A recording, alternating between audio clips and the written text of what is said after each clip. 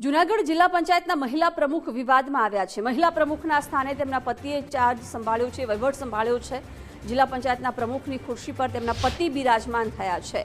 પ્રમુખ લીલાબેન કાવાણીની જગ્યાએ પતિ વિપુલ કાવાણી દેખાયા। વિપુલ કાવાણીએ પ્રમુખની ખુરશી સંભાળી હોય તેવો ફોટો વાયરલ થયો છે। અરજદારો વિપુલ કાવાણીને રજૂઆત કરતા ફોટા વાયરલ થયા છે। મહિલા હોદ્દેદારો માત્ર નામ પૂરતા જ હોય તેવી સ્થિતિ જોવા મળી રહી છે।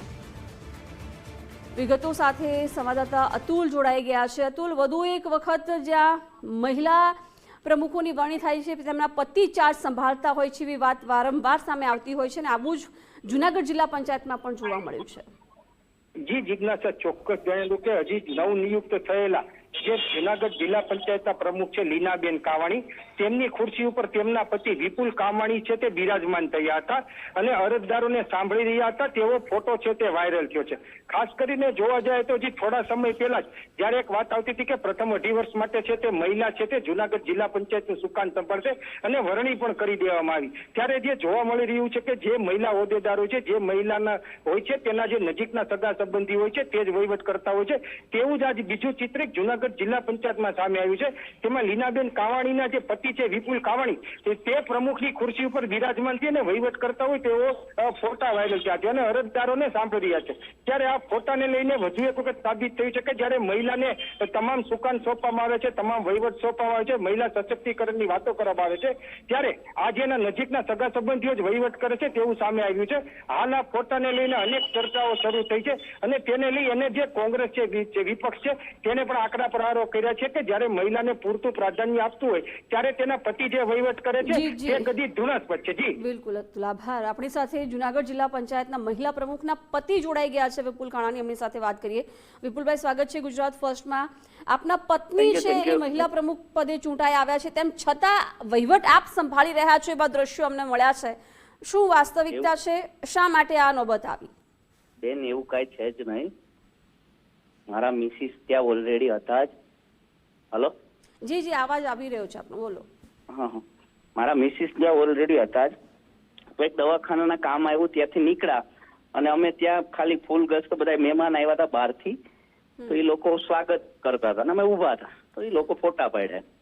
એવું કોઈ ઇસ્યુ છે જ નહીં, મહિલાને જ આગળ કરવાના। મારા મિસિસ તાલુકા પંચાયતના પ્રમુખ રહી ગયા છે, તાલુકા પંચાયતના કારોબારી ચેરમેન રહી ગયા છે। નહીં, એમની ચેર પર તમે બેઠા છો અને અરજદારો એમની રજૂઆત લઈને પહોંચ્યા છે એવી વાત મળી રહી છે। અરે એ તો મળતા હોય, વાતો કરતા હોય, બીજી કોઈ અરજદાર આવતા હોય, પણ એ તો મારા મિસિસ ને જે લેટરો આ તે કામ હોય એ માટેથી રજૂઆત કરતા હતા અને મારા ઓલા પીએ છે એની હારે સંપર્ક કરીને એની વાત કરતા હતા।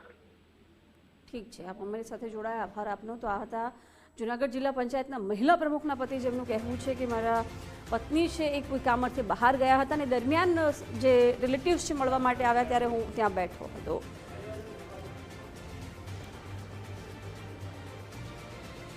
જૂનાગઢ જિલ્લા કોંગ્રેસ પ્રમુખ અમિતભાઈ પટેલ આપણી સાથે જોડાઈ ગયા છે। અમિતભાઈ, સ્વાગત છે આપનું। જે દ્રશ્યો જૂનાગઢ જિલ્લા પંચાયતના અત્યારે જોવા મળી રહ્યા છે, જ્યાં મહિલા પ્રમુખ છે એમના પતિ આ ચેર પર બેસીને જાણે વહીવટ સંભાળતા હોય એવું દ્રશ્યો અમને મળ્યા છે, શું છે પરિસ્થિતિ?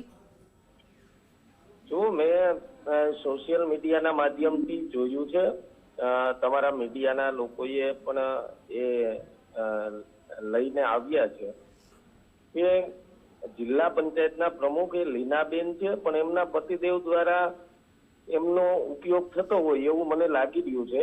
ખુરશી પર ઓલું કહેવાય ને પતિદેવો ભવ, એના જેવી આ જે તસવીરો વાયરલ થઈ છે, ત્યારે હું ચોક્કસપણે તમને કહેવા માંગુ છું કે આવી રીતે પ્રમુખનો, જિલ્લા પંચાયતના પ્રમુખ એટલે એક મહત્વની જવાબદારી હોય છે, ત્યારે મહિલાના જગ્યાએ એમના પતિદેવ વહીવટીય કરતા હોય એવું નજરે પડે છે। અરજદારો પણ એ એમના પતિદેવને રજૂઆતો કરતા હોય, ત્યારે મહિલા સશક્તિકરણની જે માત્ર વાતો છે એ રબર સ્ટેમ્પ ઉપર હોય એવું મને લાગે છે।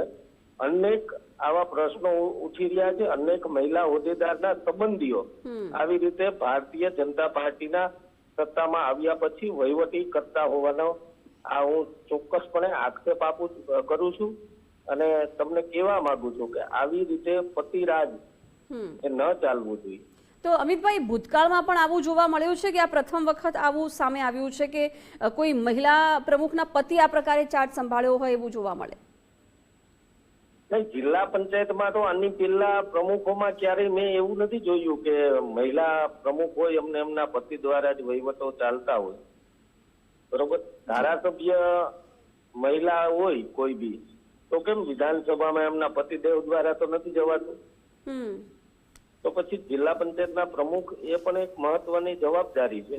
તો જે મહિલા સશક્તિકરણની વાતો ભાજપ ખાલી વાતો કરે છે, તો મને એવું લાગે છે કે રબર સ્ટેમ્પની જેમ મહિલાઓનો પણ ઉપયોગ થતો હોય એવું લાગી રહ્યું છે. જી બિલકુલ અમિતભાઈ, આપ અમારી સાથે જોડાયા, આભાર આપનો. અને આજ અંગે વધુ વિગતો સાથે મારા સહયોગી ધર્મેશ વૈદ પણ ન્યૂઝરૂમથી જોડાઈ ગયા છે. ધર્મેશ, સ્થાનિક સ્વરાજ્યની ચૂંટણીમાં 50% અનામત તો મહિલાઓને આપી દેવામાં આવી, ચૂંટાઈને આવી પણ ગયા, પણ હજુ એવા કિસ્સાઓ છે કે જ્યાં મહિલા પ્રમુખ બને છે પણ વહીવટ આખો એમના પતિ સંભાળે છે. જિજ્ઞાસા, મહિલા સશક્તિકરણને લઈને તમે જેમ વાત કરી, સ્થાનિક સ્વરાજ્યમાં 50% અનામત આપીને હજી વધુ મહિલા પદાધિકારી થાય, પછી જિલ્લા પંચાયતમાં સરપંચ પદે, વિધાનસભામાં, સાંસદમાં, એના પ્રયાસો વર્તમાન સરકાર એટલે કેન્દ્ર સરકાર અને વડાપ્રધાન સહિત કરી રહ્યા છે. એવા સમયે જૂનાગઢ જિલ્લાનો જે દાખલો આવ્યો છે બહુ મહત્વનો છે. હું થોડા વર્ષો પહેલાંની વાત કરું તો જૂનાગઢ જિલ્લા પંચાયતની સભામાં આખો આ મુદ્દો ઉછળ્યો હતો અને એકાદ સભામાં હાઈકમાન્ડે પણ કહ્યું હતું કે મહિલા જે ચૂંટાયેલા પદાધિકારી છે એને વહીવટ કરવા દો, પતિદેવો એમાં દખલ ન કરે. એટલું જ નહીં, સામાન્ય સભામાં પણ નો એન્ટ્રી, આવું રાજકોટ જિલ્લા પંચાયતમાં અગાઉ કહેવામાં પણ આવ્યું હતું. પરંતુ જૂનાગઢ જિલ્લા પંચાયતમાં પ્રમુખ બિરાજમાન થાય અને એનું આત્કાર સત્કાર થાય અને એ ખુરશી ઉપર એમના પતિદેવ બિરાજે તો વહીવટ કોણ કરશે એ સવાલ લોકોમાં થાય છે.